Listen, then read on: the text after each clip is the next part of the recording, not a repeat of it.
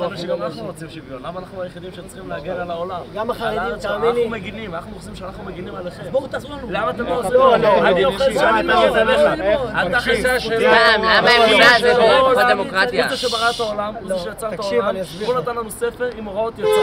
פרשת חוקותיי, עם הוראות העולם. אם תעשו את המצוות שלי, אם תקיימו את התורה, תלמדו תורה, תקיימו מצוות, תעשו מה שאני אומר, אז רדפו מכם 5 מהעם מכם ירדופו, ותנצחו את האויבים שלכם, והאויבים שלכם יברחו מכם. ואם לא, אז כתוב בתורה קללות על גבי קללות, כמויות קללות. אנחנו מאמינים בזה. אנחנו מצמדים להוראות יצרן שהבורא כתב. אתה יודע שבסוף הטיל מגיע והוא לא מבחין בין האזור הזה. רק שאתה לא לומד. הנה באיראן תקשיב, אני גם רוצה שוויון. למה אנחנו צריכים להגן עליכם? תבואו תעזרו לנו, תלמדו, למה אתם חיים על חשבוננו? בואו תלמדו ביחד איתנו. בואו תצטרף לישיבה שוויון בנטל. אותו תגייס. להגן על המדינה שלנו. אני חושב שהפתרון הוא שכולנו נלמד.